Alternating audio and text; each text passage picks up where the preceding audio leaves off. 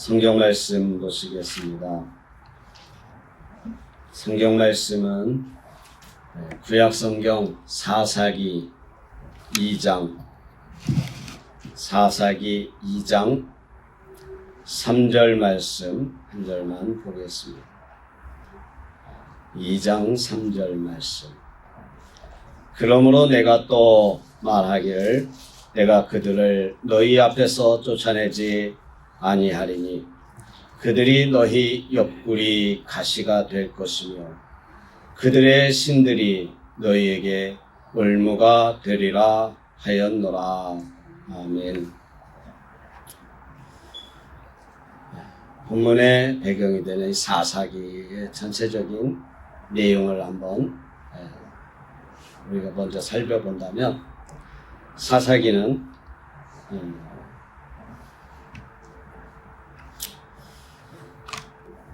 총 21장으로 되어 있는데,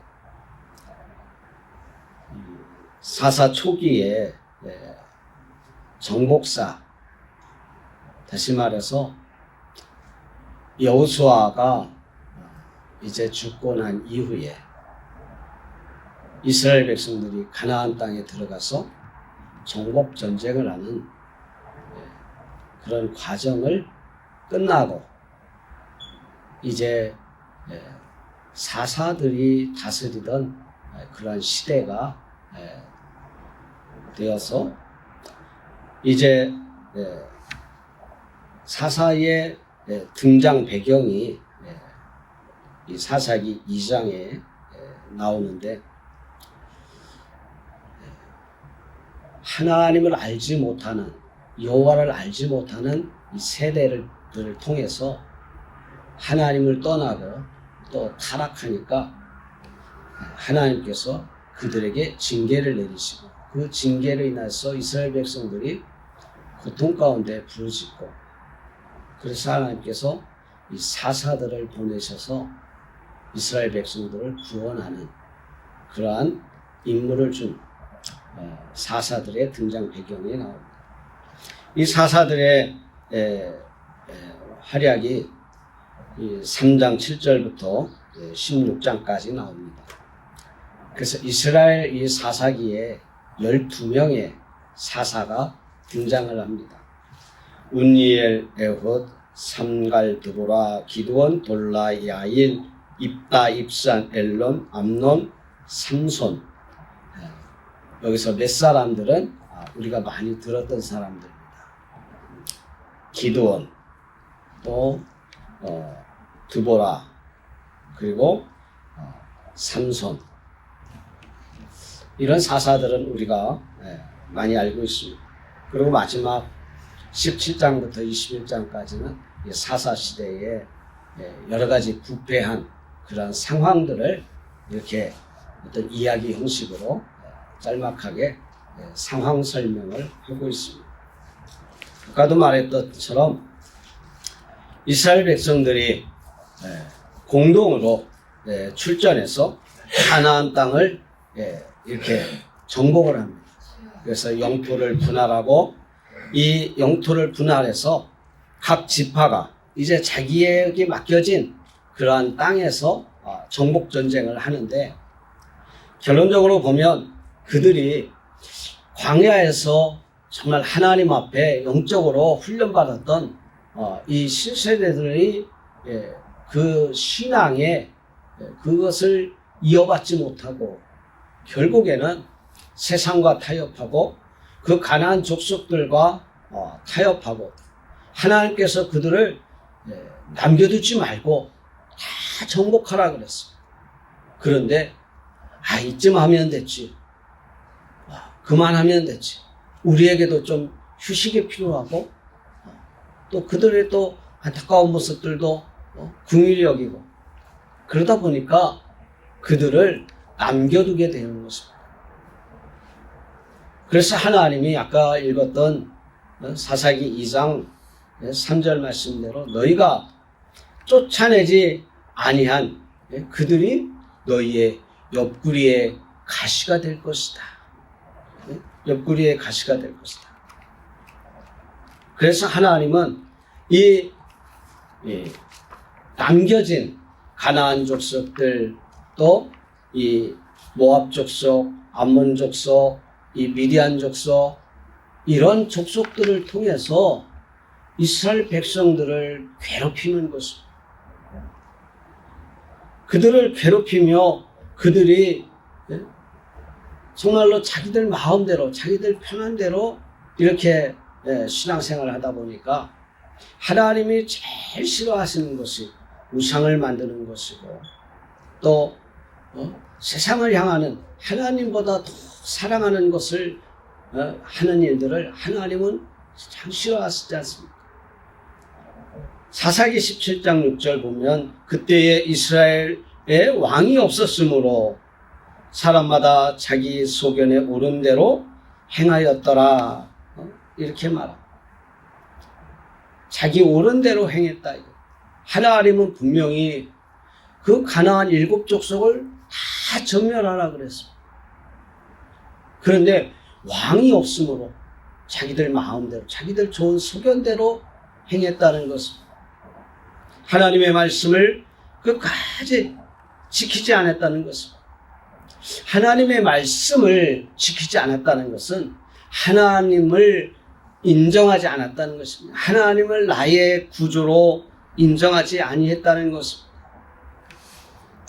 정말로 하나님 앞에 우리가 이 땅에 살면서 신앙생활할 때에 이 마라톤도 그렇지 않습니까? 42.195km를 끝까지 달리는 사람이 승리의 영광을 가질 수 있고, 또 완주의 기쁨을 누릴 수가 있는 것이고, 힘들다고 중간에 포기하고 또 그만두는 사람은 그 완주의 기쁨을 누리지 못하는 것입니다.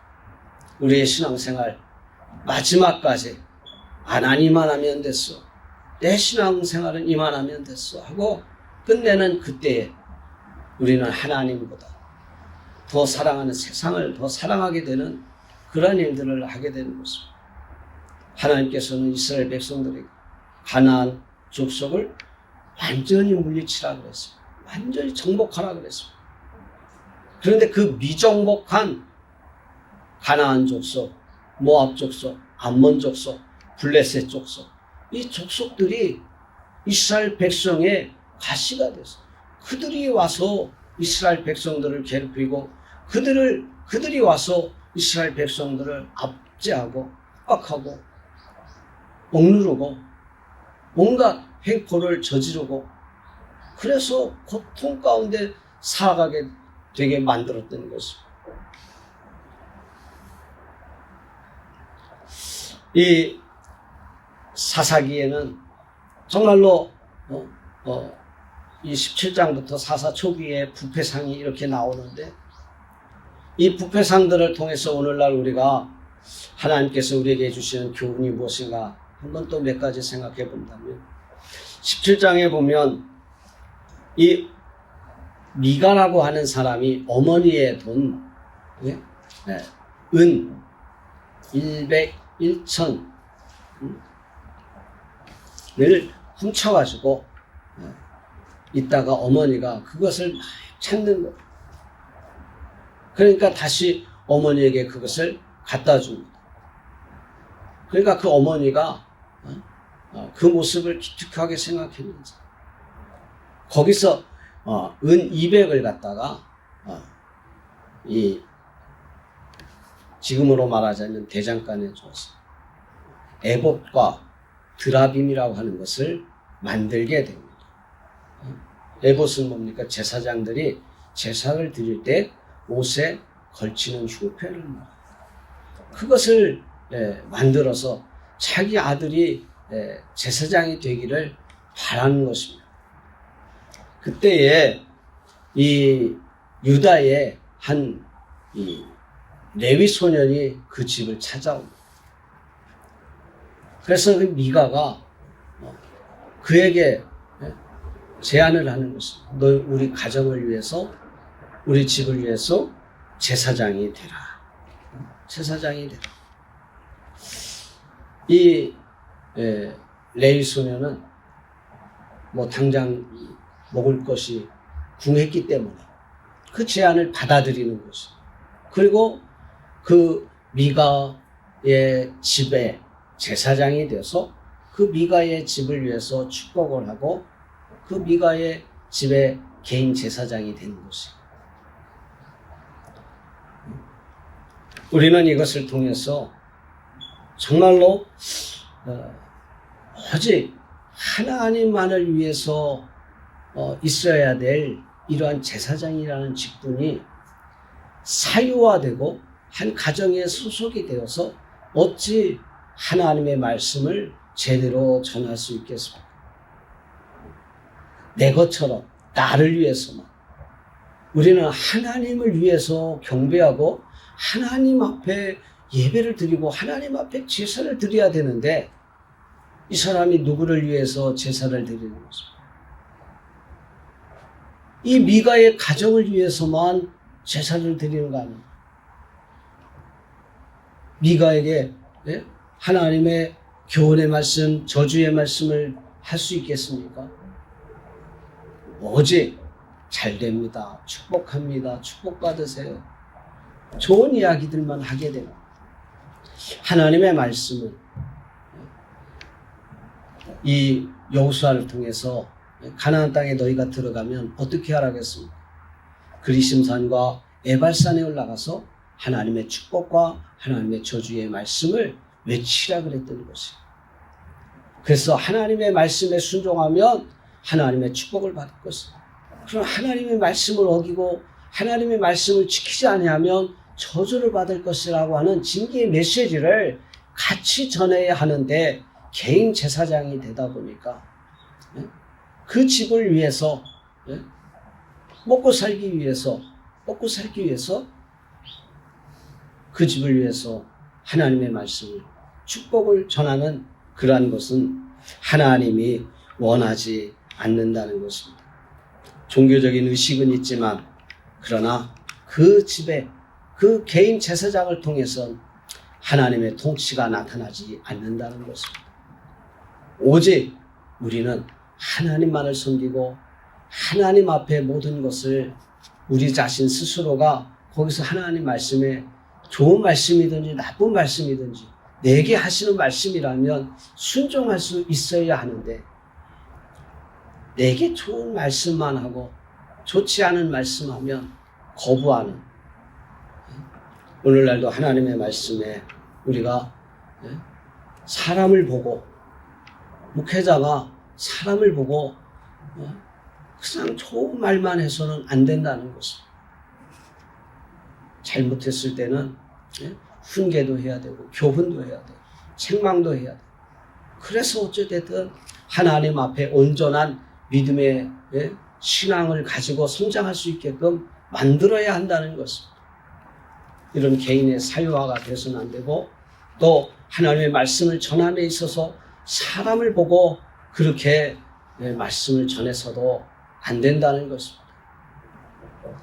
또한 복음이 이렇게 생계수단이 되다 보니까 잘못 되면은 어떻게 됩니까? 좋은 말 하지 않으면 내 먹을 밥줄이 끊어진다, 이렇게 생각되지 않겠습니까? 우리가 목회를 하면서 사명을 다하는 데 있어서 정말 재물이나 이익을 위해서 이러한 타락이 하다 보면 타락이 시작이 되는 것입니다. 물질 보고 목회하는 것이 아니고 우리가 물질 보고 하나님의 일을 하는 것이 아니라는 것입니다. 오직 하나님만 바라보면서. 그래서 베드로 사도는 베드로전서 5장 2절 말씀에 너희 중에 있는 하나님의 양무리를 치되 억지로 하지 말고 하나님의 뜻을 따라 자원함으로 하며 더러운 이득을 위하여 하지 말라, 이렇게 말하고 있습니다. 또한 이 사건을 통해서 볼 수 있는 것은 그 미가의 가정의 제사장이 이제 그 가정을 이렇게 위해서 제사장 일을 하고 있는데 단지파라고 하는 이 지파에서 정탐꾼 5명을 보냅니다. 근데 그 미가의 가정을 이렇게 정탐해 보니까 그 미가의 가정이 막 잘 되고 풍요로워지는 것을 보는데 그 집에 그 제사장이 있어서 잘 되는가 보다 이 생각을 한 거예요. 그래서 이 제사장을 말하자면 자기 단지파로 스카우트하는 거예요. 그 스카우트하는 하면서 제의한 말이 무엇이냐면 이 18장에 보면 한 가정의 제사장이 좋겠느냐 한 지파의 제사장이 좋겠느냐 한 집안에 기껏해야 10명 남짓의 제사장이 좋겠습니까? 몇만 명을 다스리는 제사장이 좋겠습니까? 이 제의를 듣고 그 제사장이 단지파의 제사장이 되는 것을 원해서 그 단지파의 제사장이 되지 않습니다. 오늘날의 교회가 대형화 또는 대기업처럼 이렇게 되어가는 그러한 모습들 속에서 정말 시골과 농촌에서 몇 영혼을 놓고 한 영혼을 놓고 열심히 사역하는 이러한 목회자들 좀 무시하고 또 갈시하고 하는 그러한 것들을 이렇게 보면서 우리 예수님은 그렇지 않으셨습니다. 예수님은 잃어버린 한 영혼을 위해서 또 잃어버린 양 한 마리를 위해서 찾아 헤매고 또 그 한 마리를 찾았을 때에 양 99마리를 가지고 있는 것보다 더 기뻐하셨습니다. 잃어버린 한 영혼을 위해서 정말 생활도 어렵고 모든 상황이 어려움에도 불구하고 한 영혼을 위해서 목회하는 이러한 목회자들을 존중해주고 또 그들을 위해서 기도해주고 또 우리가 그들을 위해서 같이 협력해 줘야 하는데 오늘날 어떻습니까? 교회만 크면 훌륭한 목사처럼 보이고 교회가 작으면 무능한 목사로 이렇게 보이고 그렇지 않습니다.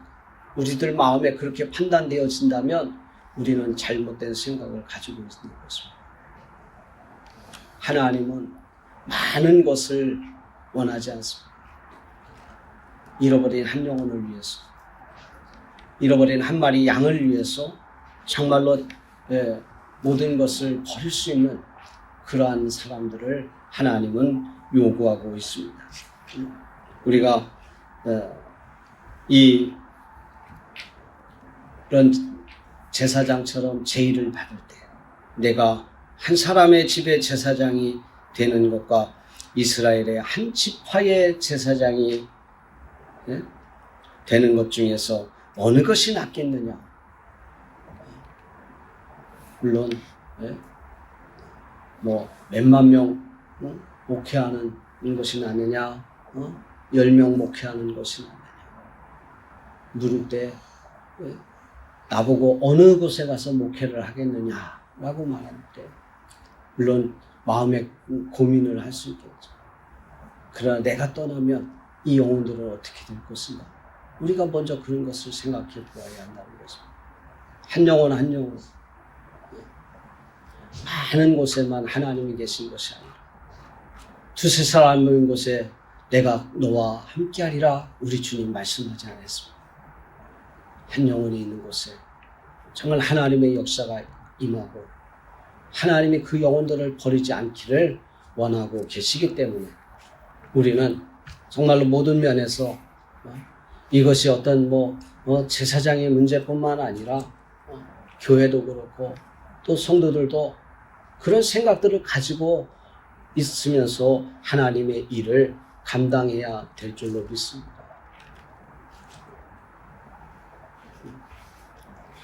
한 가족보다 물론 한 지파의 제사장이 되면 생활 환경도 나아지고 뭐 풍요로운 삶을 살겠지요. 그러나 풍요로운 삶을 살려면 제사장의 일을 하지 아니하고